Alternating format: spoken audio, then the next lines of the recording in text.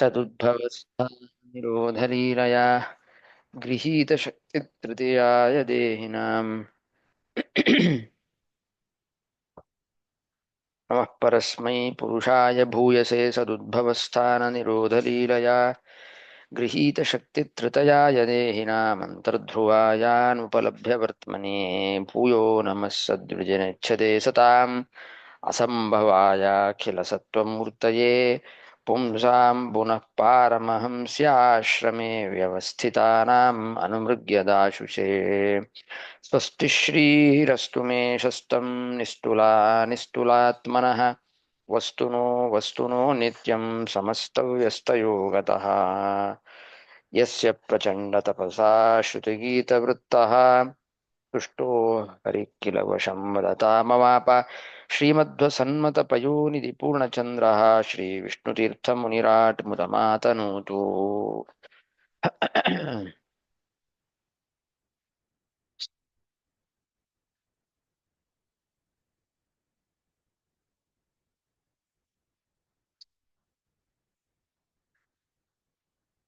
ಭಾಗವತ ಸಾರೋದ್ಧಾರದಲ್ಲಿ ಬ್ರಹ್ಮೋಪದೇಶ ಪ್ರಕರಣ ಆಗ್ತಾ ಇತ್ತು. ಒಂದು ನಿಮಿಷ ಶೇರ್ ಮಾಡ್ಬಿಡ್ತೀನಿ.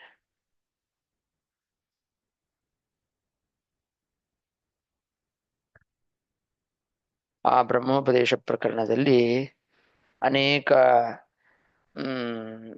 ಪರಮಾತ್ಮನ ವಿಷ್ಣುವಿನ ಲಕ್ಷಣಗಳನ್ನ ಹೇಳ್ತಾ ಬರ್ತಾ ಇದ್ರು. ಅದರಲ್ಲಿ ಹೋದ್ಸಲಿ ಆ ಶ್ಲೋಕ 138 ಅದು ಮುಗಿದಿರ್ಲಿಲ್ಲ. ಸ್ವಲ್ಪ ದೊಡ್ಡ ಶ್ಲೋಕ ಆಗಿತ್ತದು. ಅದು ಒಂದು ಸ್ವಲ್ಪ ಮಧ್ಯದಲ್ಲೇ ನಿಂತಿತ್ತು. ರೂಪಂ ಯತ್ತತ್ ಪ್ರಾಹುರವ್ಯಕ್ತಮಾದ್ಯಂ ಬ್ರಹ್ಮ ಜ್ಯೋತಿರ್ನಿರ್ಗುಣಂ ನಿರ್ವಿಕಾರಂ ಸತ್ತಾ ಮಾತ್ರಂ ನಿರ್ವಿಶೇಷಂ ನಿರೀಹಂ ಸತ್ವಂ ಸಾಕ್ಷಾತ್ ವಿಷ್ಣುರಧ್ಯಾತ್ಮದೀಪಂ. ಈ ಶ್ಲೋಕದಲ್ಲಿ ಪ್ರಾಯಶಃ ನಿರೀಹಂ ತನಕ ಆಗಿತ್ತು. ರೂಪಂ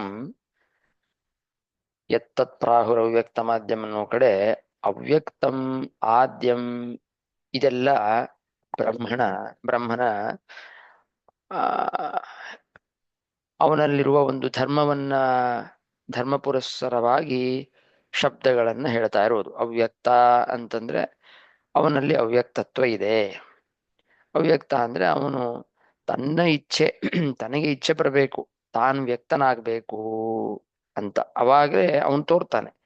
ಸ್ವಾಭಾವಿಕವಾಗಿ ಅವನು ಯಾರಿಗೂ ತೋರೋದೇ ಇಲ್ಲ ಅಂತರ್ಥ. ಹೀಗೆ ಒಂದೊಂದೇ ಶಬ್ದಗಳನ್ನೆಲ್ಲ ನಾವು ನೋಡಿದ್ವಿ.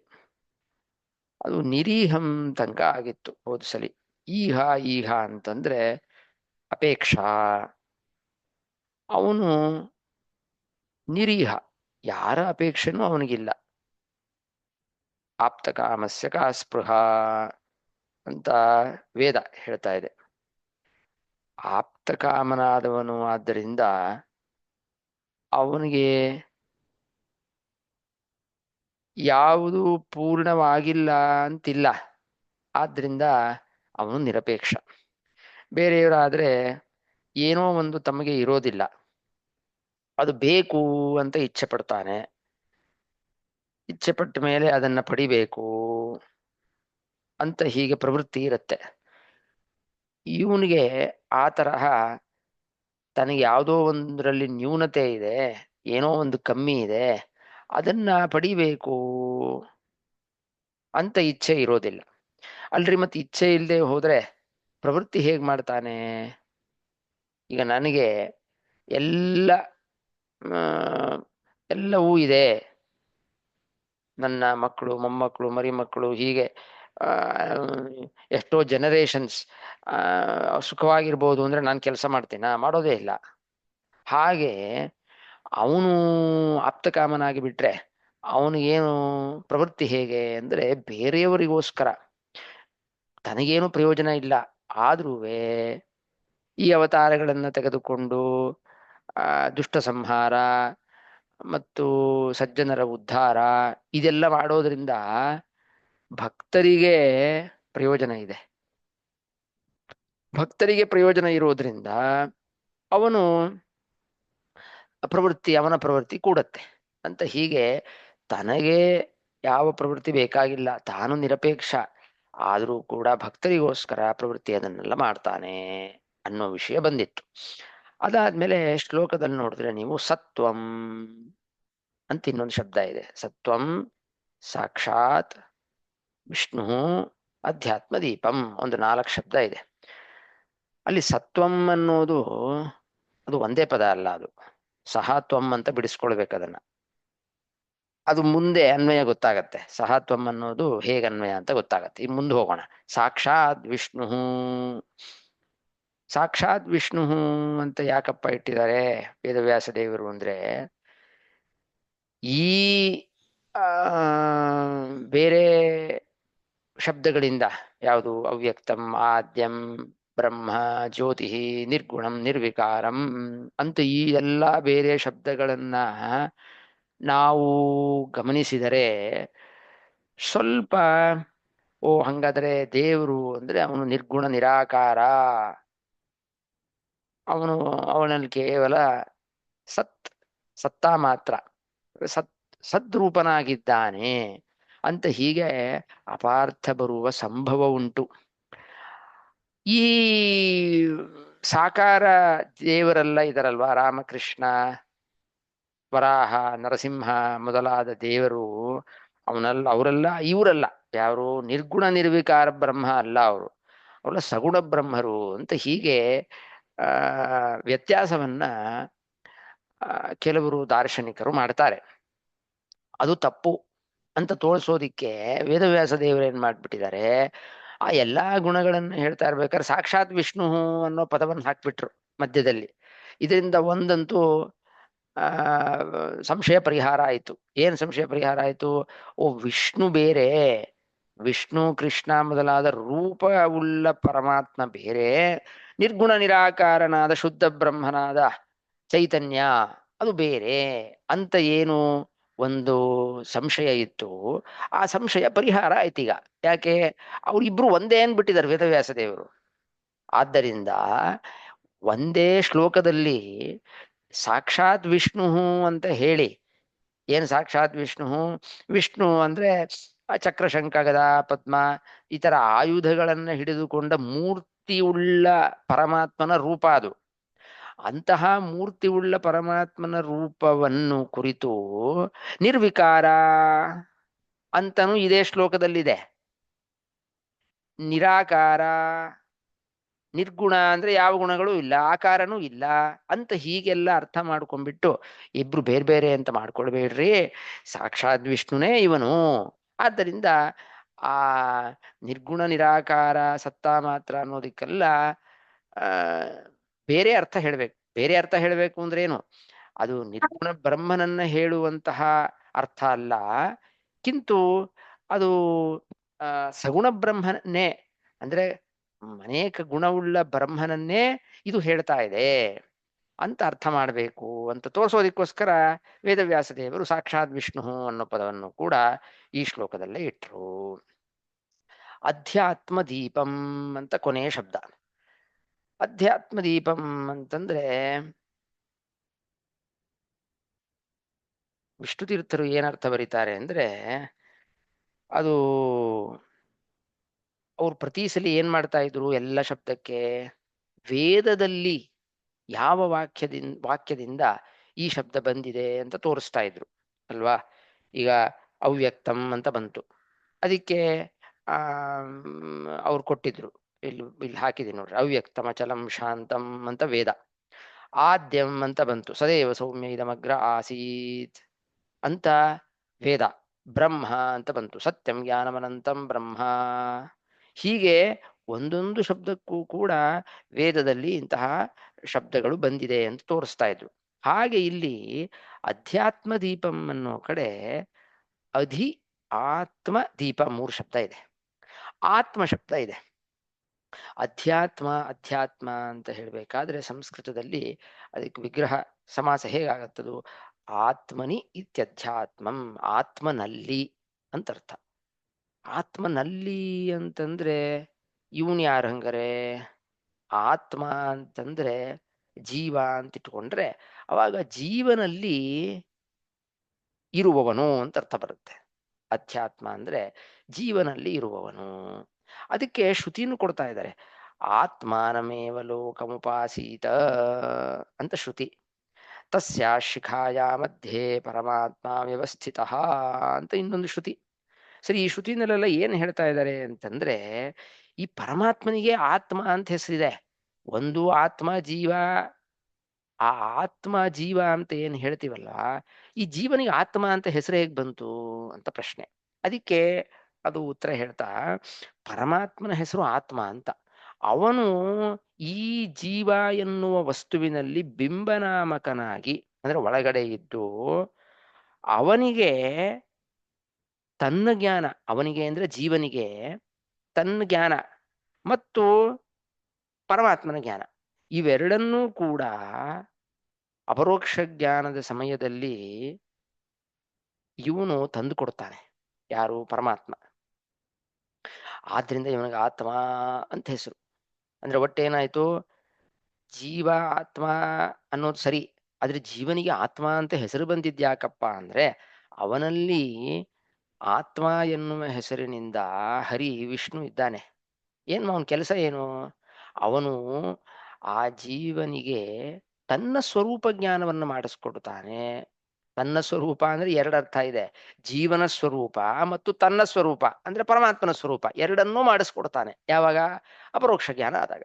ಅಂದ್ರೆ ಅಪರೋಕ್ಷ ಜ್ಞಾನವಾದಾಗ ಬರೀ ಪರಮಾತ್ಮನನ್ನ ನೋಡೋದು ಅಂತ ಅಷ್ಟೇ ಅಲ್ಲ, ತನ್ನ ಸ್ವರೂಪ ಏನು ಅಂತನೂ ಗೊತ್ತಾಗತ್ತೆ, ಜೀವನ ಸ್ವರೂಪ ಏನು ಅಂತನೂ ಗೊತ್ತಾಗತ್ತೆ. ಅದು ಈ ಪರಮಾತ್ಮ ಮಾಡುವ ಕೆಲಸ. ಅಂತಹ ಆತ್ಮ ಎನ್ನುವ ಹೆಸರಿನಿಂದ ಇವನ ಒಳಗಡೆ ಇದ್ದಾನಾದ್ರಿಂದ ಜೀವನಿಗೂ ಆತ್ಮ ಅಂತ ಹೆಸರು ಬಂದಿದ್ದು. ಅದು ಬರೀ ಇವನಲ್ಲಷ್ಟೇ ಅಲ್ಲ, ಎಲ್ಲರಲ್ಲೂ ಇಂದ್ರ ಅನ್ನೋ ಶಬ್ದ ಇದೆ. ಇಂದ್ರ ಅನ್ನೋದು ಶಬ್ದ ಪುರಂದರನನ್ನು ಹೇಳುತ್ತೆ. ಯಾಕೆ ಅಂತ ಕೇಳಿದ್ರೆ ಆಚಾರ್ಯ ಹೇಳ್ತಾರೆ, ಇಂದ್ರ ಎನ್ನುವ ಪರಮಾತ್ಮನ ಹೆಸರು ಉಳ್ಳ ಆ ಪರಮಾತ್ಮನ ರೂಪ ಇದೆಯಲ್ಲ, ಅದು ಪುರಂದರನಲ್ಲಿದೆ. ಆದ್ರಿಂದ ಅವನಿಗೆ ಇಂದ್ರ, ಪುರಂದರನಿಗೆ ಇಂದ್ರ ಅಂತ ಬಂದಿದ್ದು ಇವನು ಇರೋದ್ರಿಂದ. ಹಾಗೆ ಇಲ್ಲೂ ಆತ್ಮ ಜೀವ ಅಂತ ಯಾತಿಕಪ್ಪ ಬಂದಿದ್ದು ಅಂದ್ರೆ, ಜೀವನಲ್ಲಿ ಆತ್ಮ ಎನ್ನುವ ಶಬ್ದ ದಿಂದ ಕೂಡಿರುವ ಪರಮಾತ್ಮ ಇದ್ದಾನೆ. ಇದ್ದೇನ್ ಕೆಲಸ ಮಾಡ್ತಾನೆ? ಜೀವನಿಗೆ ಅವರವರ ಸ್ವರೂಪವನ್ನ ಜ್ಞಾನವನ್ನು ಮಾಡಿಕೊಡ್ತಾನೆ. ತನ್ನ ಸ್ವರೂಪ ಅಂದ್ರೆ ಪರಮಾತ್ಮನ ಸ್ವರೂಪವನ್ನು ಮಾಡಿಕೊಡ್ತಾನೆ ಬಿಂಬರೂಪನಾಗಿ. ಅದ್ ದೀಪ ದೀಪ ಅಂತ ಕರೆದಿರೋದು ಹೇಗೆ? ದೀಪ ಅನ್ನೋದು ಪದಾರ್ಥಗಳ ಸ್ವರೂಪವನ್ನ ತಿಳಿದುಕೊಳ್ಳುವುದಕ್ಕೆ ದೀಪ ಬೇಕು. ನಾವು ಕತ್ಲೆಯಲ್ಲಿ ಇದ್ದಾಗ ಸುತ್ತಮುತ್ತ ಏನು ಪದಾರ್ಥಗಳಿದೆ ಗೊತ್ತಾಗೋದಿಲ್ಲ, ದೀಪ ತಂದಿಟ್ರೆ ಗೊತ್ತಾಗತ್ತೆ. ಹಾಗೆ ಕತ್ತಲು ಅಂಧಕಾರದಲ್ಲಿ ಇರುವಂತೆ ಇದ್ದಾನೆ ಜೀವ. ತನ್ನ ಬಗ್ಗೆನೂ ಗೊತ್ತಿಲ್ಲ, ಪರಮಾತ್ಮನ ಬಗ್ಗೆನೂ ಗೊತ್ತಿಲ್ಲ. ಅಂತಹ ಸಮಯದಲ್ಲಿ ದೀಪ ಹೇಗೆ ಜ್ಞಾನವನ್ನು ಕೊಡುತ್ತದೋ ಹಾಗೆ ಪರಮಾತ್ಮ, ಈ ಆತ್ಮ ಎನ್ನುವವನು ಪರಮಾತ್ಮ, ಅವನು ಜ್ಞಾನವನ್ನು ಕೊಡ್ತಾನಾದ್ರಿಂದ ಅವನನ್ನ ದೀಪಕ್ಕೆ ಹೋಲಿಸಿದ್ದಾರೆ. ಒಟ್ಟು ಇಷ್ಟು ಏನಾಯ್ತು, ಆ ಜೀವನಿಗೆ ಪ್ರಕಾಶವನ್ನ ಕೊಟ್ಟು ಅವನ ಸ್ವರೂಪ, ಆ ಪ್ರಕಾಶದಿಂದ ತನ್ನ ಸ್ವರೂಪವನ್ನೂ ಮಾಡುವಂತೆ ಉಂಟು ಮಾಡುವಂತೆ ಯಾರು ಮಾಡ್ತಾರೆ? ಈ ಪರಮಾತ್ಮ, ಅವನಿಗೆ ಆತ್ಮ ಅಂತ ಕರೀತಾರೆ ಅಂತ ಅಧ್ಯಾತ್ಮ ದೀಪ ಶಬ್ದದ ಅರ್ಥ ಆಯ್ತು. ಒಟ್ಟು ಈ ಶ್ಲೋಕದಲ್ಲಿ ಎಷ್ಟೊಂದು 11 ಆ ಶಬ್ದಗಳನ್ನ ಹೇಳಿದ್ದಾರೆ. ಈ ಸತ್ವಂ ಅನ್ನೋದನ್ನ ಹೇಗೆ ಅನ್ವಯ ಮಾಡ್ಕೊಳ್ಬೇಕು ಅಂತನೂ ಬರೆದಿದ್ದಾರೆ ವಿಷ್ಣು ತೀರ್ಥರು. ಅದಕ್ಕಿಂತ ಮುಂಚೆ, ಈ ಅನ್ವಯ ಹೇಳೋಕ್ಕಿಂತ ಮುಂಚೆ ಒಂದು ವಿಷಯ ಹೇಳ್ತಾರೆ ಆ ವಿಷ್ಣು ತೀರ್ಥರು.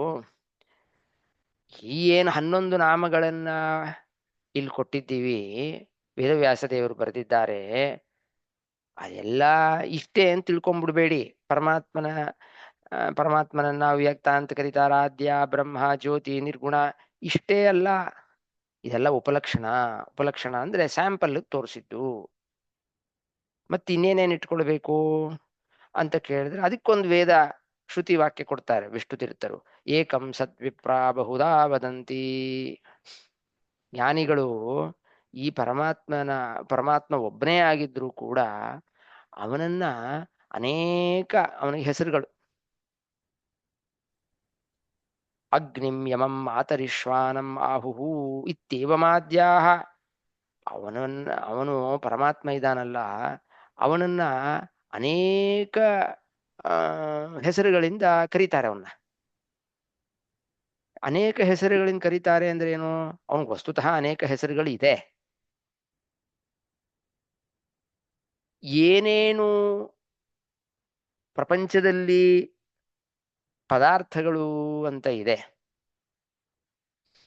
ಅದು ಪದಾರ್ಥ ಅಂತ ಹೇಳಿದ್ದು ಜಡವಾದ ಪದಾರ್ಥ, ಘಟಪಟ ಪುಸ್ತಕ ಇಷ್ಟೇ ಅಲ್ಲ, ಎಲ್ಲ ದೇವತೆಗಳು ಏನೇನು ಅಂತಿದೆ, ಆ ಎಲ್ಲಾ ಶಬ್ದದಿಂದ ಅವನು ವಾಚ್ಯ. ಎಲ್ಲಾ ಶಬ್ದದಿಂದ ವಾಚ್ಯ ಅಂದ್ರೆ ಏನ್ ಹೇಳ್ದಂಗಾಯ್ತು? ಪರಮಾತ್ಮ, ಆ ಪುಸ್ತಕ, ಘಟ, ಪಟ ಇದೆಲ್ಲ ಹೇಳಿದ್ರಿಂದ ಏನ್ ಹೇಳ್ದಂಗಾಯ್ತು ಅಂದ್ರೆ ಆ ಆ ಶಬ್ದದಲ್ಲಿ ಇರುವ ಒಂದು ಗುಣ, ಆ ಶಬ್ದದಲ್ಲಿ ಇರುವ ಗುಣ ಅಂದ್ರೆ ಆ ಶಬ್ದದಿಂದ ಹೇಳಲ್ಪಟ್ಟ ಗುಣ. ಇದು ಹಿಂದೆ ಹೇಳಿದ್ದೆ ನಾನು, ಪ್ರವೃತ್ತಿ ನಿಮಿತ್ತ ಅಂತ ಕರೀತಾರೆ. ಆ ಪ್ರವೃತ್ತಿ ನಿಮಿತ್ತ ಎನ್ನುವುದು ಪರಮಾತ್ಮನಲ್ಲಿ ಇದೆ. ಆದ್ದರಿಂದ ಆ ಶಬ್ದದಿಂದ ಪರಮಾತ್ಮನೇ ಹೇಳಲ್ಪಡ್ತಾನೆ ಅಂತ ಬ್ರಹ್ಮಸೂತ್ರದ ಮೊದಲನೇ ಅಧ್ಯಾಯದ ಸಾರ ಇದು. ಬ್ರಹ್ಮಸೂತ್ರದಲ್ಲಿ 4 ಅಧ್ಯಾಯ. ಮೊದಲನೇ ಅಧ್ಯಾಯ ಸಮನ್ವಯಾಧ್ಯಾಯ. ಸಮನ್ವಯಾಧ್ಯಾಯ ಅಂದ್ರೆ ಎಲ್ಲ ಶಬ್ದಗಳನ್ನ ಸಮನ್ವಯ ಮಾಡುವುದು. ಸಮನ್ವಯ ಮಾಡುವುದು ಅಂದ್ರೆ ಆ ಶಬ್ದಗಳಿಂದ ಹೇಳಲ್ಪಟ್ಟ ಗುಣಗಳು, ಆ ಗುಣಗಳು ಪರಮಾತ್ಮನಲ್ಲಿದೆ, ಆದ್ದರಿಂದ ಅವನು ಕೂಡ ಆ ಶಬ್ದದಿಂದ ಕರೆಯಲ್ಪಡ್ತಾನೆ ಅಂತ ಆ ಸಮನ್ವಯಾಧ್ಯಾಯದ ಸಾರ. ಅದನ್ನ ವಿಷ್ಣು ತೀರ್ಥರು ಇಲ್ಲಿ ಆ ಹೇಳ್ತಾರೆ. ಅಶೇಷೈ ಪ್ರವೃತ್ತಿ ನಿಮಿತ್ತ ವಿಶೇಷೈ. ನಾ ಹೇಳಿದ್ನಲ್ಲ ಪ್ರವೃತ್ತಿ ನಿಮಿತ್ತ ಅಂದ್ರೆ ಏನು? ಈಗ ಇಂದ್ರ ಶಬ್ದದ ಪ್ರವೃತ್ತಿ ನಿಮಿತ್ತ ಏನು? ಪರಮೈಶ್ವರ್ಯ. ಅಂದ್ರೆ ಪರಮೈಶ್ವರ್ಯ ಎನ್ನುವ ಗುಣ ಯಾರಲ್ಲಿದೆಯೋ ಅವನನ್ನ ಇಂದ್ರ ಅಂತ ಕರಿಬೇಕು. ಈ ಪುರಂದರ ಅವನು ಸ್ವರ್ಗಲೋಕಾಧಿಪತಿ. ತ್ರಿಲೋಕಾಧಿಪತಿ ಅಂದ್ರೆ 3 ಲೋಕದಲ್ಲಿ ಏನೇನು ಐಶ್ವರ್ಯ ಇದೆಯೋ ಅದಕ್ಕೆಲ್ಲ ಒಡೆಯ ಅವನು. ಆದ್ದರಿಂದ ಅವನನ್ನ ಇಂದ್ರ ಅಂತ ಕರಿಬೇಕು. ಯಾಕೆ? ಆ ಪ್ರವೃತ್ತಿ ನಿಮಿತ್ತ ಅವನಲ್ಲಿದೆ. ಇಂತಹ ಸಾವಿರಾರು ಪ್ರವೃತ್ತಿ ನಿಮಿತ್ತಗಳು ಪರಮಾತ್ಮನಲ್ಲಿದೆ. ಆದ್ದರಿಂದ ಹೇಗೆ ಪುರಂದರನನ್ನು ಇಂದ್ರ ಅಂತ ಕರೆದಿದ್ದು ಅವನಲ್ಲಿರುವ ತ್ರಿಲೋಕಾಧಿಪತ್ಯವನ್ನ ಇಟ್ಟುಕೊಂಡು, ಅದೇ ರೀತಿ ಆ ತ್ರಿಲೋಕಾಧಿಪತ್ಯ ಇಟ್ಟುಕೊಂಡ್ರೂ ಕೂಡ ಮುಖ್ಯವಾಗಿ ಪರಮಾತ್ಮನಲ್ಲೇ ಇದೆ. ಯಾಕೆ? ಅವನ ಅಧೀನದಿಂದನೇ ಇವನಿಗಿರೋದು, ಇವನೇ ಇಂದ್ರ ಶಬ್ದದಿಂದ ಅವನಲ್ಲಿದ್ದಾನೆ. ಹೀಗೆ ಏನೇನು ಪ್ರವೃತ್ತಿ ನಿಮಿತ್ತ ಅಂತ ತಗೊಳ್ತಿರೋ ಅದೆಲ್ಲ ಪರಮಾತ್ಮನಲ್ಲಿದೆ ಅಂತ. ಹೀಗೆ ಇದಿಷ್ಟೇ 11 ದೃಷ್ಟಾಂತಗಳು, 11 ಹೆಸರುಗಳು ಅಂತ ತಿಳ್ಕೊಳ್ಬೇಡಿ. ಈ ತರ ಅನಂತ ಹೆಸರುಗಳಿದೆ, ಅನಂತ ಗುಣಗಳಿದೆ. ಏನೇನು ಶಬ್ದ ಅಂತ ನೀವು ಕನ್ಸೀವ್ ಮಾಡ್ಕೊಳ್ತೀರೋ ಆ ಎಲ್ಲಾ ಶಬ್ದದಿಂದ ಒಂದೊಂದು ಗುಣ ಅವನಲ್ಲಿದೆ ಅಂತ ಇಷ್ಟು ಹೇಳ್ಬಿಟ್ಟು ಶ್ರುತಿ ಹೇಳುತ್ತೆ, ಯಥೋ ವಾಚೋ ನಿವರ್ತಂತೆ ಅಪ್ರಾಪ್ಯ ಮನಸಾ ಸಹ. ಎಷ್ಟು ಶಬ್ದಗಳು ಅಂತ ಹೇಳೋದಪ್ಪ, ಸುಸ್ತಾಗಿ ಕೂತ್ಕೊಂಡ್ಬಿಡ್ತಂತೆ ವೇದ. ಎಷ್ಟು ಶಬ್ದಗಳು ಅಂತ ಹೇಳೋದು?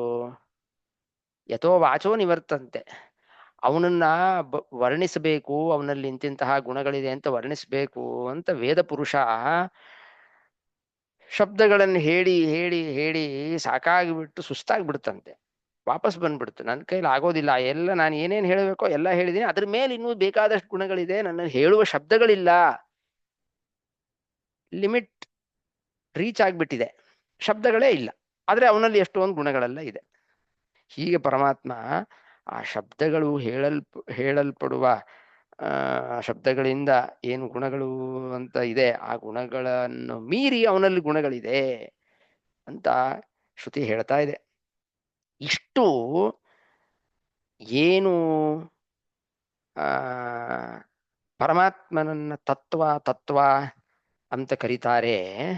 ಈಗ ನೋಡಿ ಆ ಸತ್ವಂ ಅನ್ನೋ ಕಡೆ ಈಗ ಅನ್ವಯ ಮಾಡ್ಕೊಳ್ಬೇಕು. ಏನು?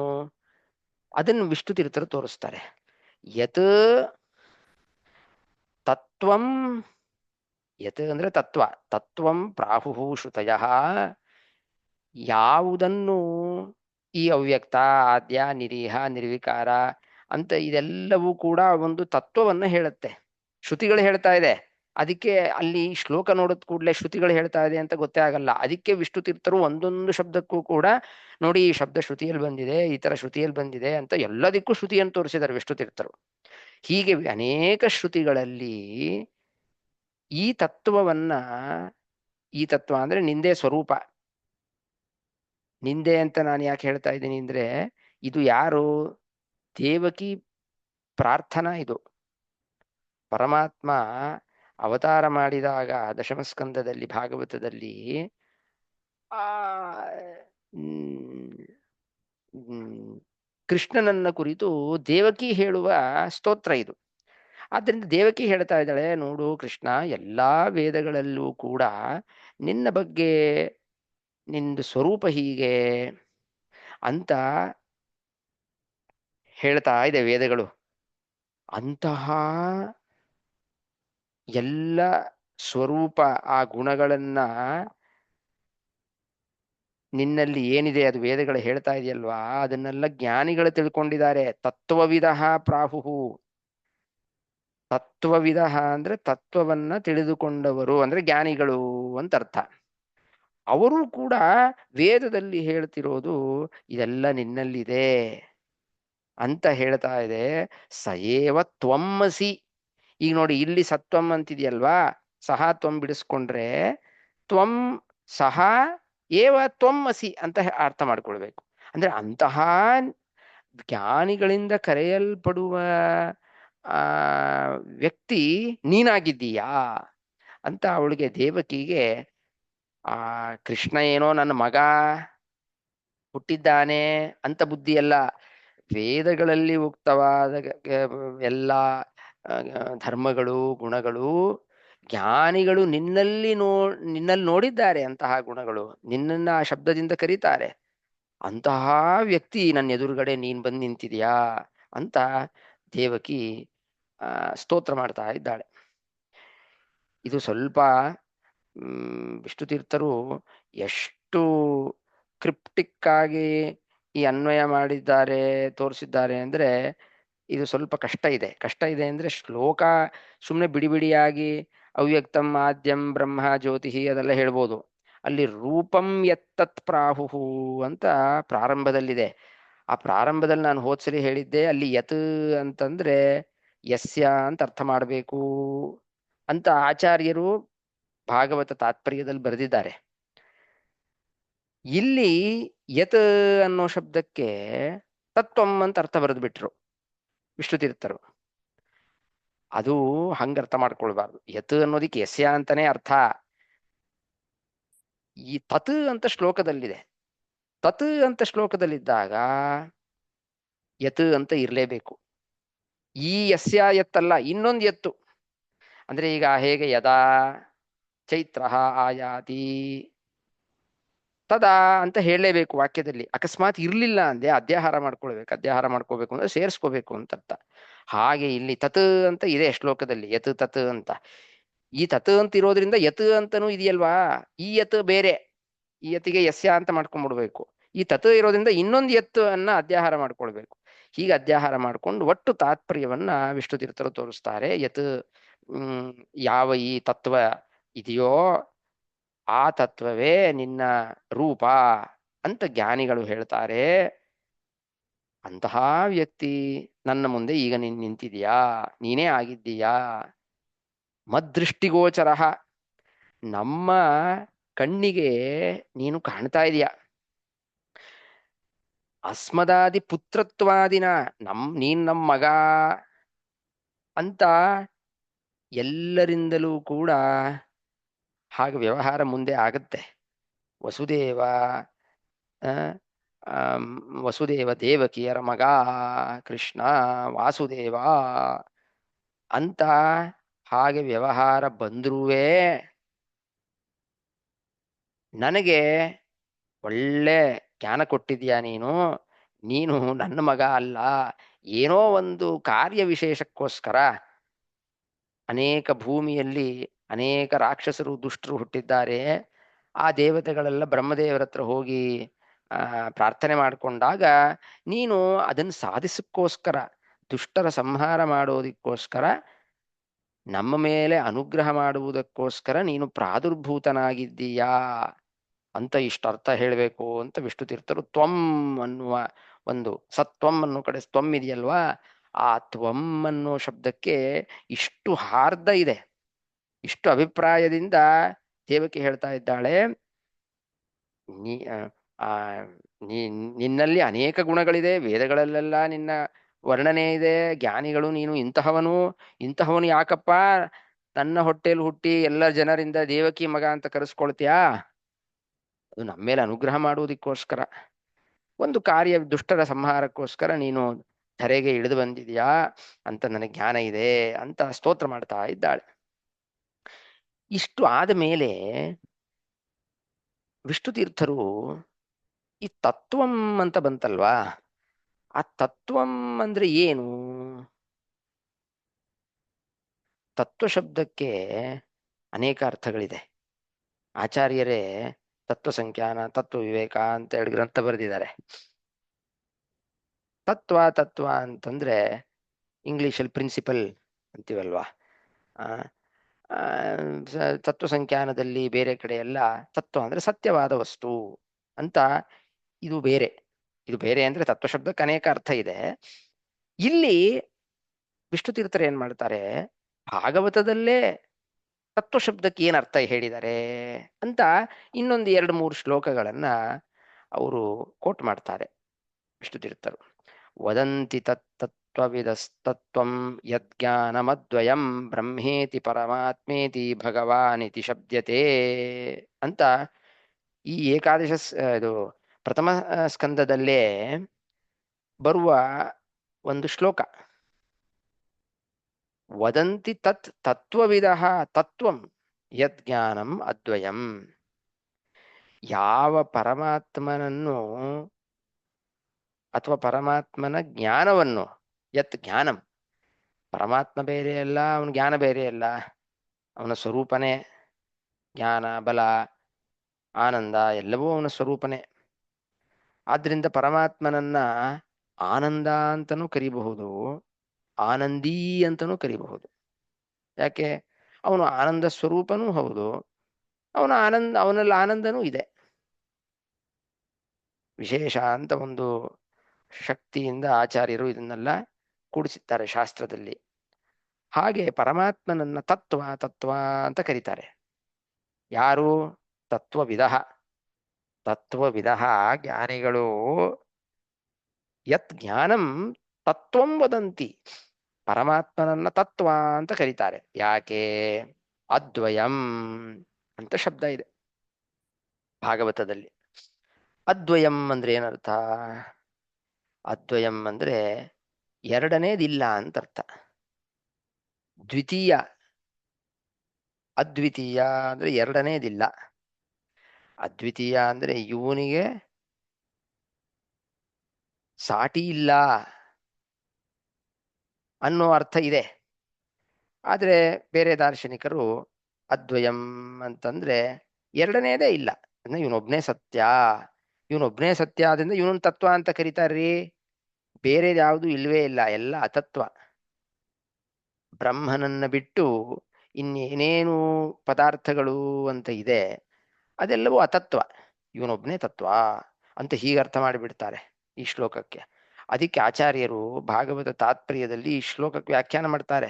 ಸಣ್ಣ ಶ್ಲೋಕ ಇದು, ವದಂತಿ ತತ್ವವಿದಸ್ತತ್ವಂ ಯಜ್ಞಾನಂ ಅದ್ವಯಂ ಅಂತ. ಆ ಅದ್ವಯ ಶಬ್ದಕ್ಕೆ ಸರಿಯಾಗಿ ಅರ್ಥ ಮಾಡ್ಕೊಳ್ರಪ್ಪ ಅಂತ ಮಧ್ವಾಚಾರ್ಯರು ಆ ಭಾಗವತ ತಾತ್ಪರ್ಯದಲ್ಲಿ ಅದ್ವಯ ಶಬ್ದಕ್ಕೆ ಅರ್ಥ ಬರೀತಾರೆ. ಅಸಮಾಧಿಕಂ, ಇವನಿಗೆ ಸಮರೂ ಇಲ್ಲ, ಇವನ ಮೇಲೆ ಅಧಿಕರೂ ಇಲ್ಲ.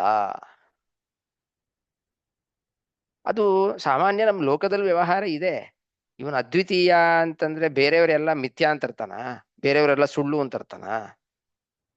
ಅದ್ವಿತೀಯ ಅಂದ್ರೆ ಇವನಿಗೆ ಸಮರಾದವರಿಲ್ಲ, ಇವನಿಗೆ ಅಧಿಕರಾದವರಂತೂ ಇಲ್ವೇ ಇಲ್ಲ ಅಂತ ವ್ಯವಹಾರ ಇದೆ. ಆದ್ರೆ ಅದನ್ನೂ ಮೀರಿ ಬೇರೆ ಅರ್ಥವನ್ನ ಬೇರೆಯವರು ಹಿಂಗ್ ಮಾಡ್ಬಿಡ್ತಾರೆ. ಹಂಗೆ ತಪ್ಪರ್ಥ ಮಾಡ್ಕೊಳ್ಬೇಡಿ ಅಂತ ಆಚಾರ್ಯರು ಅದ್ವಯ ಶಬ್ದಕ್ಕೆ ಅಸಮಾಧಿಕ ಅಂತ ಅರ್ಥ ಬರೆದ್ರು. ಅಲ್ಲ ಬರೆದ್ರು, ಹಂಗೆ ಯಾಕೆ ತಗೊಳ್ಬೇಕಪ್ಪ ಈ ಶ್ಲೋಕದಲ್ಲಿ ಅದಕ್ಕೆ ಆಚಾರ್ಯರು ನಾನು ಹೇಳ್ತಾ ಇಲ್ಲಪ್ಪ, ಶ್ರುತಿನೇ ಇದೆ ನೋಡಿ, ಬಾಲ್ಯವೇಯ ಶ್ರುತಿ, ಸಹ ಪುರುಷ ಸಹ ಅದ್ವಯ ಇತಿ ನಹಿ ಏನಂ ಅಭಿ ಕಶ್ಚನ ನಹಿ ಏನಮಪಿ ಕಶ್ಚನ. ಶ್ರುತಿನೇ ಹೇಳ್ತಾ ಇದೆ ಇವನನ್ನ ಅದ್ವಯ ಅಂತ ಯಾಕಪ್ಪ ಕರಿಬೇಕು ಪುರುಷನನ್ನ ಅಂದ್ರೆ, ಇವನಿಗೆ ಸಮರಾದವರು ಯಾರು ಇಲ್ಲ, ಇವನಿಗೆ ಉತ್ತಮರಾದವರಂತೂ ಯಾರೂ ಇಲ್ವೇ ಇಲ್ಲ. ಆದ್ದರಿಂದ ಇವನನ್ನು ಅದ್ವಯ ಅಂತ ಕರಿಬೇಕು ಅಂತ ಸುಮ್ಮನೆ ಇಂಡಿಪೆಂಡೆಂಟ್ ಆಗಿ ಹೇಳಿಲ್ಲ. ಇಂಡಿಪೆಂಡೆಂಟ್ ಆಗಿ ಎಲ್ಲೋ ಒಂದ್ ಕಡೆ ಇವನ ಅದ್ವಯ, ಇನ್ನೆಲ್ಲೋ ಒಂದ್ ಕಡೆ ಇವನಿಗೆ ಸಮರು ಯಾರು ಅಧಿಕಾರ ಯಾರು ಇಲ್ಲ ಅಂತ ಹೀಗೆ ಹೇಳಿಲ್ಲ. ಒಂದೇ ವಾಕ್ಯದಲ್ಲಿ ಇವನನ್ನು ಅದ್ವಯ ಅಂತ ಯಾತಿಗೆ ಕರೀತಾರೆ ಅಂತಾನೆ ವೇದ ನಿರ್ವಚನ ಮಾಡಿಬಿಟ್ಟಿದೆ. ಅದನ್ನ ಆಚಾರ್ಯರು ಆ ಶ್ರುತಿಯನ್ನ ಕೊಟ್ಟು ಇನ್ನೂ ಒಂದು ಪ್ರಮಾಣವನ್ನು ಕೊಡ್ತಾರೆ. ಸೋದ್ವಯ ಪುರುಷಸ್ತಸ್ಮಾತ್ ನ ಸಮೋ ನಾಧಿಕೋ ಹಿ ಅತಃ. ಆಚಾರ್ಯರಿಗೆ ಸರ್ವಜ್ಞರಾದ್ದರಿಂದ ಅವರು ದೊಡ್ಡ ವೇದದಲ್ಲಿ, ಗ್ರಂಥಗಳಲ್ಲಿ, ಪುರಾಣಗಳಲ್ಲಿ ಅವರು ಎಲ್ಲವೂ ತಲೆಯಲ್ಲಿ ಯಾವಾಗಲೂ ಇದೆ.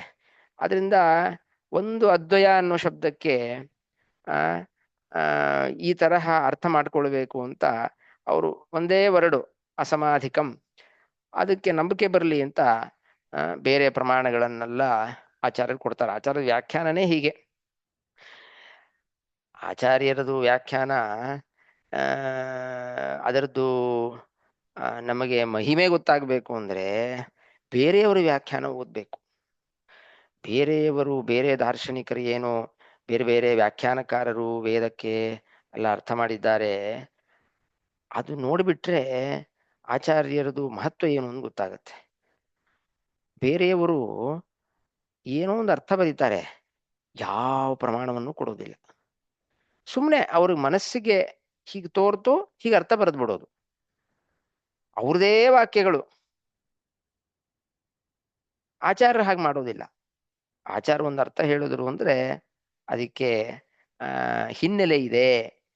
ಯಾಕೆ ಬೇರೆ ಕಡೆನೆ ವೇದವೇ ಹೇಳ್ತಾ ಇದೆ, ವೇದವ್ಯಾಸ ದೇವರೇ ಪುರಾಣಗಳಲ್ಲಿ ಹೇಳಿದ್ದಾರೆ, ಇತಿಹಾಸದಲ್ಲಿ ಮಹಾಭಾರತದಲ್ಲಿ ವೇದವನ್ನು ಹೇಗೆ ಅರ್ಥ ಮಾಡ್ಕೊಳ್ಬೇಕು ಅಂತ ವೇದವ್ಯಾಸ ದೇವರು ಬಂದು ಅದಕ್ಕೋಸ್ಕರ ಅವತಾರ ಮಾಡಿ ಬ್ರಹ್ಮಸೂತ್ರಗಳನ್ನೆಲ್ಲ ಬರೆದಾಗ ಮನಸ್ಸಿಗೆ ಬಂದಿದ್ದು ಅರ್ಥವನ್ನು ಹೇಳಿದ್ರೆ ಅದು ವೇದವ್ಯಾಸ ದೇವರು ಬ್ರಹ್ಮಸೂತ್ರಕ್ಕೆ ಮಾಡಿದ ಅಪಚಾರ ಅದು. ಹಾಗೆ ಆಚಾರ್ಯರು ಎಂದೂ ಮಾಡೇ ಇಲ್ಲ. ಪ್ರತ್ಯುತ ಎಲ್ಲದಕ್ಕೂ ಪ್ರಮಾಣವನ್ನು ಕೊಡ್ತಾ ಇದ್ದಾರೆ. ಒಟ್ಟು ಏನಾಯಿತು, ಈ ಶ್ಲೋಕದಲ್ಲಿ ಪರಮಾತ್ಮನನ್ನ ತತ್ವ ಅಂತ ಯಾಕೆ ಕರೀತಾರೆ ಅಂದ್ರೆ ಅವನು ಅದ್ವಯ. ನೋಡಿ, ಈಗ ತತ್ವ ಶಬ್ದಕ್ಕೆ ಹೊಸ ಅರ್ಥನೇ ಬಂತು. ಅನಾರೋಪಿತಂ, ಸುಳ್ಳಲ್ಲ ಅನ್ನೋದೊಂದರ್ಥ, ಸತ್ಯ ಭೂತವಾದದ್ದು ಅಂತ ನೇರವಾಗಿ ಒಂದರ್ಥ. ಇನ್ನೊಂದು ಈಗ ಅದ್ವಯ, ಇವನಿಗೆ ಸಮರು ಅಧಿಕರು ಯಾರೂ ಇಲ್ಲ. ಇನ್ನ ಸತ್ತಾ ಮಾತ್ರಂ ಅಂತ ಒಂದು ಶಬ್ದ ಬಂದಿತ್ತು ಶ್ಲೋಕದಲ್ಲಿ, ಅದಕ್ಕೂ ಕೂಡ ವಿಷ್ಣು ತೀರ್ಥರು ಒಂದು ಭಾಗವತದಲ್ಲೇ ಇನ್ನೊಂದು ಶ್ಲೋಕ, ಸತ್ತಾ ಮಾತ್ರಂ ತು ಯತ್ಕಿಂಚಿತ್ ಸರಸಚ್ಚ ವಿಶೇಷಣಂ ಉಭಾಭ್ಯಾಂ ಭಾಷ್ಯತೆ ಸಾಕ್ಷಾತ್ ಭಗವಾನ್ ಕೇವಲ ಸ್ಮೃತಃ ಅಂತ, ಇದು ಒಂದು ಭಾಗವತದಲ್ಲಿ ಬರುವ ಶ್ಲೋಕ. ಈ ಶ್ಲೋಕದಲ್ಲೂ ಕೂಡ ಸತ್ತಾ ಮಾತ್ರಂ ಅಂತಿದೆ. ಸತ್ತಾ ಮಾತ್ರಂ ಅನ್ನೋ ಶಬ್ದಕ್ಕೆ ಇದಕ್ಕೂ ಕೂಡ ಆಚಾರ್ಯರು ಭಾಷ್ಯ ತಾತ್ಪರ್ಯವನ್ನು ಬರೆದಿದ್ದಾರೆ.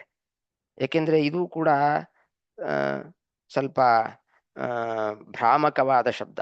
ಭ್ರಾಮಕವಾದ ಶಬ್ದ ಅಂದ್ರೆ ಬೇರೆ ಬೇರೆ ತರದಲ್ಲಿ ಇದನ್ನ ಅರ್ಥೈಸ್ಬಿಟ್ರೆ ತಪ್ಪಾಗಿಬಿಡುತ್ತೆ. ಅದಕ್ಕೆ ಆಚಾರ್ಯರು ಹಾದಿ ತಪ್ಪದೇ ಇರಲಿ ನಾವು ಅಂತ ಇದಕ್ಕೂ ಕೂಡ ತಾತ್ಪರ್ಯವನ್ನು ಬರೆದಿದ್ದಾರೆ.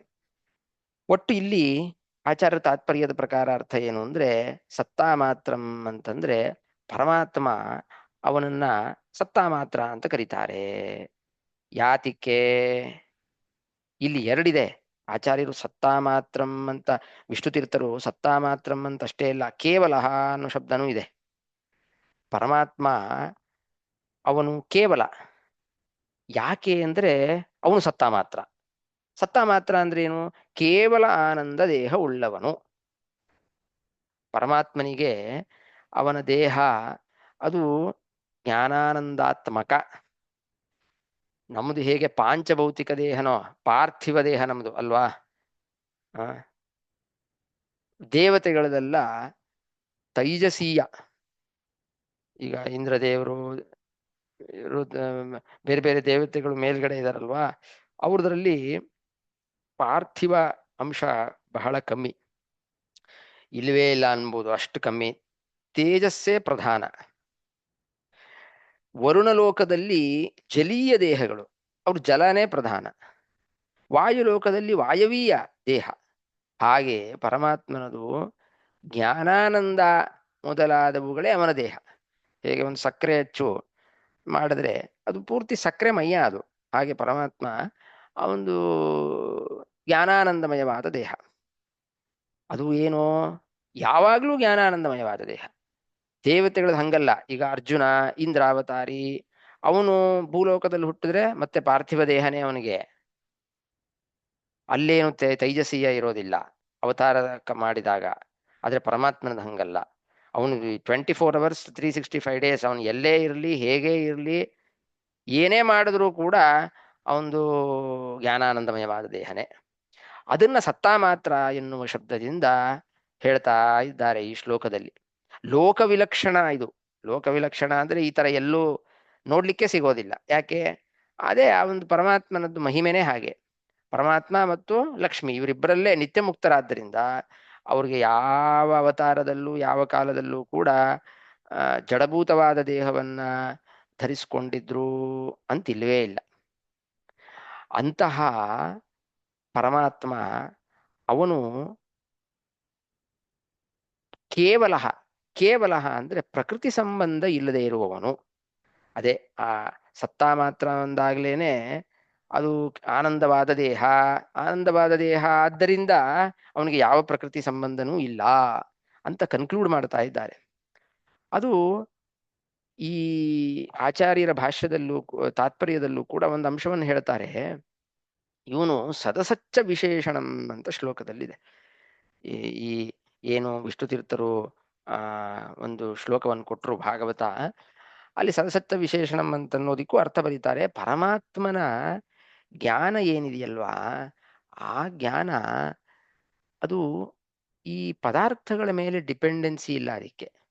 ಈಗ ನೋಡಿ, ನಮಗೆ ಯಾವುದೋ ಒಂದು ಪುಸ್ತಕದ ಜ್ಞಾನ ಬಂತು, ಎದುರುಗಡೆ ಒಂದು ಪುಸ್ತಕ ಇದೆ ನನ್ನ ಎದುರುಗಡೆ, ಈ ಪುಸ್ತಕದ ಜ್ಞಾನ ಬಂತು ಅಂದ್ರೆ ನನ್ನ ಜ್ಞಾನ ಬರ್ಲಿಕ್ಕೆ ಕಾರಣ ಈ ಪುಸ್ತಕ. ಅಂದ್ರೆ ಪುಸ್ತಕ ಇದ್ರೇನೆ ನನ್ನ ಕಣ್ಣು ಚಕ್ಷುರಿಂದ್ರಿಯ ಅದು ಪುಸ್ತಕಕ್ಕೂ ಒಂದು ಸಂಬಂಧ ಅಂತಾಗಿ ನಮಗೆ ಇಲ್ಲಿ ಇದಂ ಪುಸ್ತಕಂ ಅಂತ ಜ್ಞಾನ ಬರುತ್ತೆ.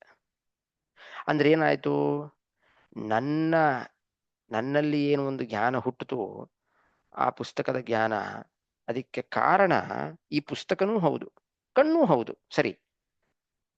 ಆದರೆ ಪರಮಾತ್ಮನಲ್ಲಿ ಬರುವ ಜ್ಞಾನಗಳಿದೆಯಲ್ವಾ, ಅದು ಯಾವುದು ಪದಾರ್ಥಗಳ ಮೇಲೆ ಡಿಪೆಂಡ್ ಆಗಿಲ್ಲ. ನೋಡ್ರಿ, ಈಗ ಒಂದು ದೃಷ್ಟಾಂತ ಕೊಡಬೇಕು ಅಂದ್ರೆ ಸೂರ್ಯನ ಕಿರಣ ಇದೆ. ಸೂರ್ಯನ ಕಿರಣ ಒಂದು ಅಂಧಕಾರದಲ್ಲಿ ಯಾವುದೋ ಒಂದು ಜಾಗ, ಅನೇಕ ಪದಾರ್ಥಗಳಿದೆ. ಸೂರ್ಯನ ಕಿರಣ ಬಿತ್ತು ಅಂದ್ರೆ ಏನಾಗುತ್ತೆ, ಆ ಕಿರಣಗಳಿಗೆ ಎಲ್ಲ ವಿಷಯ, ಪದಾರ್ಥಗಳ ಎಲ್ಲ ವಿಷಯ ಆಗತ್ತೆ, ನಾವು ನೋಡಬಹುದು. ಅದರಂತೆ ಪರಮಾತ್ಮನ ಜ್ಞಾನ, ಅವನ ಜ್ಞಾನ ಯಾವುದೂ ಜಡ ಪದಾರ್ಥಗಳ ಮೇಲೆ ಡಿಪೆಂಡ್ ಆಗಿಲ್ಲ.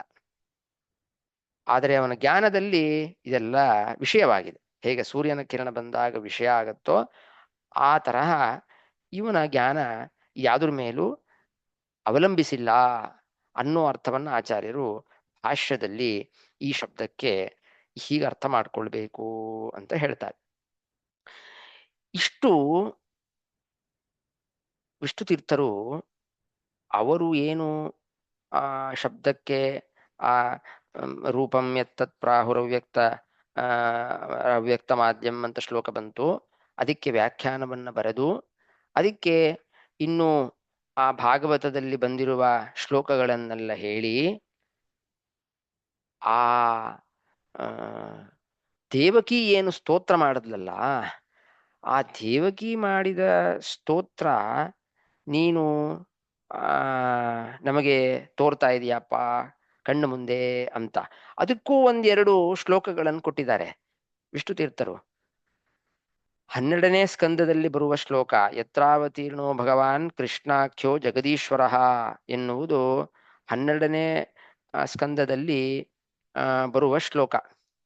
ಹಾಗೆ ಇನ್ನೊಂದು ಶ್ಲೋಕನು ಕೊಟ್ಟಿದ್ದಾರೆ. ಕೇಚಿದಾಹು ರಜಂ ಜಾತಂ ಪುಣ್ಯಶ್ಲೋಕಸ್ಯ ಕೀರ್ತಯೇ ಯದೋ ಪ್ರಿಯಸ್ಯಾನ್ವಯ ಅನ್ವ ಅನ್ವವಾಯೇ ಮಲಯಸ್ಯೈವ ಚಂದನಂ ಅಂತ ಒಂದು ಶ್ಲೋಕ.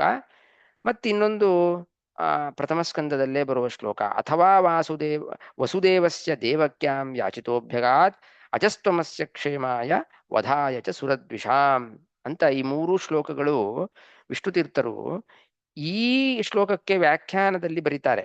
ಅದು ಯಾಕೆ ಅಂತ ಕೇಳಿದ್ರೆ, ಕೃಷ್ಣ ಅವನು ಯದುವಂಶದಲ್ಲಿ ಹುಟ್ಟಿದ.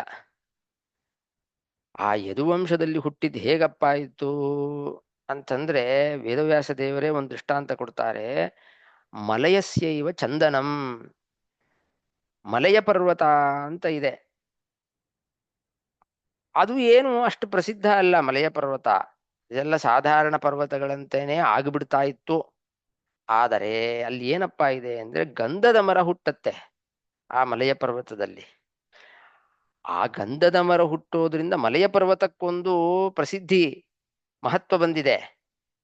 ಬೇರೆ ಪರ್ವತಗಳಂತೆ ಅಲ್ಲ ಮಲಯ ಪರ್ವತ. ಯಾರು ಮಲಯ ಪರ್ವತ ಅಂತ ಕೇಳಿದ ಕೂಡಲೇ ಅವ್ರಿಗೆ ನೆನಪು ಬರೋದು, ಓಹೋ ಗಂಧದಿಂದ ಕೂಡಿರುವ ಪರ್ವತ, ಗಂಧವ ಮರ ಅಲ್ಲಿ ಬೇಕಾದಷ್ಟು ಸಿಗತ್ತೆ ಅಂತ ಆ ಮಲಯ ಪರ್ವತಕ್ಕೊಂದು ಮಹತ್ವ. ಅದರಂತೆ ಈ ಯದುವಂಶವನ್ನ ಯಾರು ಕೇರೆ ಮಾಡ್ತಿರ್ಲಿಲ್ಲ. ಯಾಕೆ ಕೇರ್ ಮಾಡ್ತಾ ಇರ್ಲಿಲ್ಲ ಅಂತ ಕೇಳಿದ್ರೆ, ಆ ಯಯಾತಿ ಶಾಪ ಬೇರೆ ಇತ್ತು. ಯದು ತುರ್ವಸು ದೃಶ್ಯ ಅನುಪೂರು ಅಂತ 5 ಜನ, ಆ ದೇವಯಾನಿ ಶರ್ಮಿಷ್ಠ, ಆ ದೇವಯಾನಿ 2 ಮಕ್ಕಳು, ಯದು ತುರ್ವಸು, ಶರ್ಮಿಷ್ಠಾಗಿ 3 ಜನ. ಆದರೆ ಅವನು ಕೊಟ್ಟಿದ್ದು ರಾಜ್ಯ ಪುರೂರವ, ದೃಶ್ಯ ಅನುಪೂರು, ಪೂರುವಿಗೆ ರಾಜ್ಯವನ್ನ ಕೊಟ್ಟ. ಯಾಕೆ? ಅವನ ಅವನು ಹೇಳ್ದಂಗೆ ಕೇಳಿದ್ದ ಅವನು. ಇನ್ನು ಬೇರೆ 4 ಜನ ಅವರು ತನ್ನ ವಾರ್ಧಕ್ಯವನ್ನ ತೆಗೆದುಕೊಂಡು ಯೌವನವನ್ನು ಕೊಡು ಅಂದಾಗ ಕೊಡ್ಲಿಲ್ಲ, ಆದ್ರಿಂದ ಶಾಪ ಕೊಟ್ಬಿಟ್ಟಿದ್ದ. ಅಂತಹ ಯದು ಅವರೆಲ್ಲ ಕ್ಷತ್ರಿಯರೇ. ಮತ್ತೆ ಅಂತಹ ಕ್ಷತ್ರಿಯರ ಕುಲದಲ್ಲಿ ಆ ಯದುವಂಶಕ್ಕೊಂದು ಕೀರ್ತಿ ಬಂತು. ಯಾಕೆ? ಕೃಷ್ಣ ಅವತಾರ ಮಾಡಿದ್ರಿಂದ ಅಂತ ವಿಷ್ಣು ತೀರ್ಥರು ಬರೀ ದೇವಕಿ ಹೇಳ್ದಂಗೆ ದುಷ್ಟರ ಸಂಶಿಕ್ಷಣ, ನಮ್ಮ ಮೇಲೆ ಅನುಗ್ರಹ ಅಷ್ಟೇ ಅಲ್ಲ, ಇದೂ ಒಂದು ಕಾರಣ. ಯದುವಂಶಕ್ಕೆ ಒಂದು ಕೀರ್ತಿಯನ್ನ ಕೊಡೋದಕ್ಕೋಸ್ಕರ ಯದುವಂಶದಲ್ಲಿ ಹುಟ್ಟಿದ ಅಂತ ಕೆಲವರು ಹೇಳ್ತಾರೆ. ಅಂದ್ರೆ ಇದು ಒಂದು ಉದ್ದೇಶನೇ. ಇನ್ನ ಕೆಲವರು ಅವನು ಅಪರೇ, ಇನ್ನು ಕೆಲವರು ಏನ್ ಮಾಡ್ತಾರೆ, ವಸುದೇವಸ್ಯ ದೇವಕ್ಯಾಂ ಯಾಚಿತೋಭ್ಯಗಾತ್. ಅದು ವಸುದೇವ ದೇವಕಿಯರು ತಪಸ್ಸು ಮಾಡಿ 3 ಸರ್ತಿ 3 ಬೇರೆ ಬೇರೆ ಅವರ ಜನ್ಮಗಳಲ್ಲಿ ಹುಟ್ಟುತ್ತಾರೆ. ಅವಾಗ ಈ ಪರಮಾತ್ಮ ಅವರ ಮಕ್ಕಳಾಗಿ ಅವತಾರ ಮಾಡಬೇಕು ಅಂತ ಕೃಷ್ಣಿಗರ್ಭ ಮತ್ತು ವಾಮನ ಮತ್ತು ಇಲ್ಲಿ ಕೃಷ್ಣ, ಹೀಗೆ ಅವರ ಪ್ರಾರ್ಥನೆಯಂತೆ ಕೃಷ್ಣ ಹುಟ್ಟಿದ್ದಾನೆ. ಅದು ಹುಟ್ಟಾದ ಮೇಲೆ ಅವನು ಸಜ್ಜನರ ಕ್ಷೇಮಕ್ಕಾಗಿ, ಕ್ಷೇಮಾಯ ಸುರದ್ವಿಷಾಂ ವಧಾಯ, ಸಜ್ಜನರ ಕ್ಷೇಮಕ್ಕಾಗಿ ಮತ್ತು ಸುರದ್ವಿಟ್ ಅಸುರರು ಅವರ ವಧೆಗೋಸ್ಕರ ಪರಮಾತ್ಮ ದೇವಕಿಯಲ್ಲಿ ಜನಿಸಿದ್ದಾನೆ ಅಂತ ಅವಳು ಏನು ಒಂದು ಕಾರಣವನ್ನ ಕೊಟ್ಲು, ಅದನ್ನೇ ಮತ್ತೆ ವಿವರಣ ರೂಪವಾಗಿ ವಿಷ್ಣು ತೀರ್ಥರು 3 ಶ್ಲೋಕವನ್ನು ಕೊಟ್ಟಿದ್ದಾರೆ. ಒಟ್ಟು ಏನಪ್ಪಾ ಆಯಿತು ಈ ಶ್ಲೋಕದಲ್ಲಿ? ಭಾರಿ ಗಲಾಟೆ ಆಗೋಯ್ತು. ಒಂದೊಂದೇ ಶಬ್ದಗಳನ್ನೆಲ್ಲ ಹೇಳಿದ್ರು, ಆಮೇಲೆ ಸರ್ವಶಬ್ದ ಸಮನ್ವಯ ಅಂದ್ರು. ಒಟ್ಟು ಏನಪ್ಪ ಹೇಳಿದ್ರು ಅಂದ್ರೆ, ಇಷ್ಟು ತಿಳ್ಕೊಂಡ್ರೆ ಸಾಕು ನಮ್ಗೆ. ಏನಂದ್ರೆ, ಅನೇಕ ಶಬ್ದಗಳನ್ನೆಲ್ಲ ಹೇಳಿದ್ರು. ಆ ಎಲ್ಲಾ ಶಬ್ದಗಳು ಕೂಡ ನಾನು ಒಂದ್ಸಲಿ ಹೇಳಿದ್ದೆ, ಒಂದು 2 ಕ್ಲಾಸ್ ಹಿಂದೆ 3 ಕ್ಲಾಸ್ ಹಿಂದೆ, ಲಕ್ಷಣಗಳು ತಲೆಯಲ್ಲಿರ್ಬೇಕು ನಮ್ಗೆ. ಈ ಬ್ರಹ್ಮೋಪದೇಶ ಪ್ರಕರಣ ಇದು. ಬ್ರಹ್ಮೋಪದೇಶ ಪ್ರಕರಣದಲ್ಲಿ ಬ್ರಹ್ಮ ಅಂದ್ರೆ ಯಾರು ಅಂತ ಗೊತ್ತಾಗ್ಬೇಕು. ಆ ಗೊತ್ತಾಗೋದಕ್ಕೋಸ್ಕರ ಅನೇಕ ಲಕ್ಷಣಗಳನ್ನು ಹೇಳ್ತಾ ಇದ್ದಾರೆ. ಲಕ್ಷಣಗಳು ಅಂದ್ರೆ ನಾ ಹೇಳಿದ್ನಲ್ಲ, ಅಸಾಧಾರಣವಾದ ಧರ್ಮ. ನಾಟಿ ಹಸುವಿನ ಅಸಾಧಾರಣ ಧರ್ಮ ಏನು? ಗಂಗೆದೊಗಲು. ಹಾಗೆ ಪರಮಾತ್ಮನ ಅಸಾಧಾರಣ ಧರ್ಮ ಏನು ಅಂತ ಮೊದಲಿಂದ ಹೇಳ್ತಾ ಬರ್ತಾ ಇದ್ದಾರೆ. ಜಗಜ್ಜನ್ಮಾದಿ ಕಾರಣತ್ವ, ಗುಣಪೂರ್ಣತ್ವ, ಇದೆಲ್ಲ ಹೇಳ್ತಾ ಬಂದ್ರು. ಈ ಶ್ಲೋಕದಲ್ಲಿ ಅನೇಕ ಅಸಾಧಾರಣ ಧರ್ಮಗಳನ್ನು ಹೇಳಿಬಿಟ್ರು. ಏನೇನು? ಉದಾಹರಣೆಗೆ ಅವ್ಯಕ್ತತ್ವ, ಆದ್ಯತ್ವ, ಜ್ಯೋತಿಷ್ವ, ನಿರ್ಗುಣತ್ವ, ನಿರ್ವಿಕಾರತ್ವ. ನೋಡಿ, ಇವು ಒಂದೊಂದು ಕೂಡ ಯುನೀಕ್ ಆದ ಧರ್ಮಗಳು, ಬೇರೆ ಯಾರಲ್ಲೂ ಇಲ್ಲದೇ ಇರುವಂತಹ ಒಂದು ಧರ್ಮಗಳು, ಇವನಲ್ಲಿ ಮಾತ್ರ ಇರುವಂತಹ ಧರ್ಮಗಳು. ಇದನ್ನೇ ಲಕ್ಷಣ ಅಂತ ಕರೀತಾರೆ. ಅದನ್ನ ಈ ಶ್ಲೋಕದಲ್ಲಿ ಅನೇಕ ಲಕ್ಷಣಗಳನ್ನು ಹೇಳ್ಬಿಟ್ರು. ಅಲ್ರಿ, ಒಂದ್ ಸಂದೇಹ ಬರುತ್ತೆ. ಇದು ಈಗ ನಿರ್ವಿಕಾರತ್ವ ತಗೊಳ್ಳೋಣ. ಈ ನಿರ್ವಿಕಾರತ್ವ ಲಕ್ಷ್ಮಿಯಲ್ಲೂ ಇದೆಯಲ್ವಾ? ಅದು ಅಸಾಧಾರಣ ಧರ್ಮ.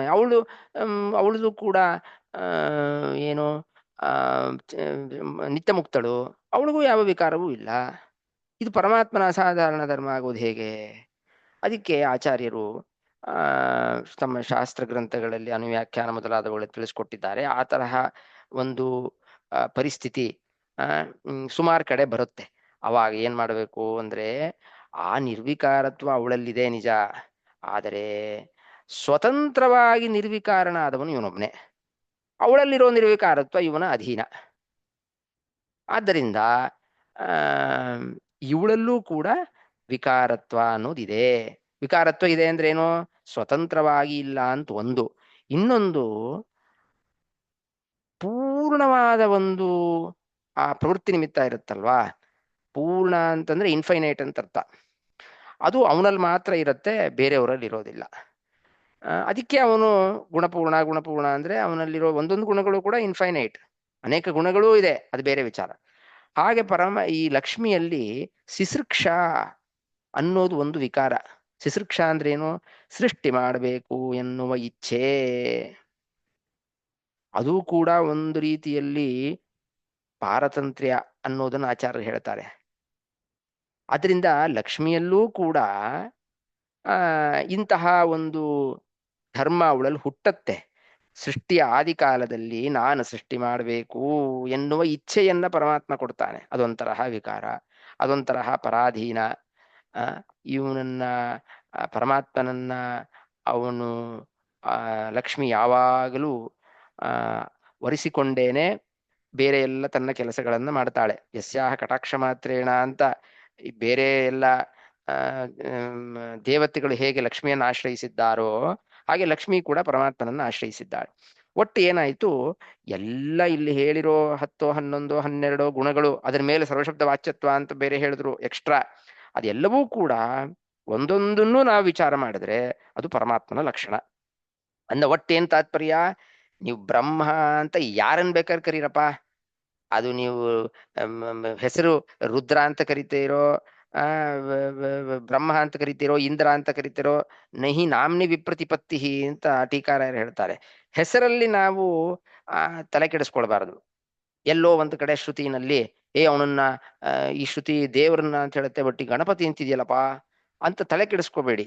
ಇದು ಯಾವ್ದಾರೋ ಒಂದು ಗುಣ ಇದೆಯಾ, ಅಸಾಧಾರಣವಾದ ಒಂದು ಧರ್ಮ ಆ ಮಂತ್ರದಲ್ಲಿ ಬಂದಿದ್ಯಾ, ವೇದದಲ್ಲಿ ಬಂದಿದ್ರೆ ಅವನು ಪರಮಾತ್ಮ, ಅವನು ಬ್ರಹ್ಮ ಅಂತ ತಿಳ್ಕೊಂಬಿಡ್ರಿ ಅಂತ. ಹೀಗೆ ಅವನ ಲಕ್ಷಣವನ್ನು ತಿಳಿಸ್ಕೊಟ್ಬಿಟ್ರೆ ಆಮೇಲೆ ಹೆಸರು ಏನ್ ಬೇಕಾದ್ರೆ ಕರ್ಕೊಳ್ಳಿ ಅನ್ನೋ ಒಂದು ದೃಷ್ಟಿಯಿಂದ ಈ ಬ್ರಹ್ಮೋಪದೇಶ ಪ್ರಕರಣದಲ್ಲಿ ಅನೇಕ ಲಕ್ಷಣಗಳನ್ನ ಹೇಳ್ತಾ ಇದ್ದಾರೆ.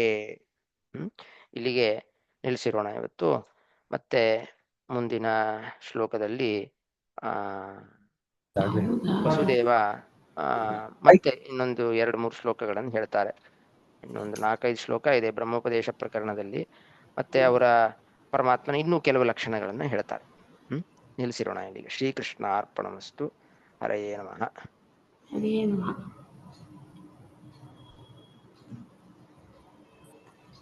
ಇದರ ಸಂದೇಹಗಳಿದೆಯಾ?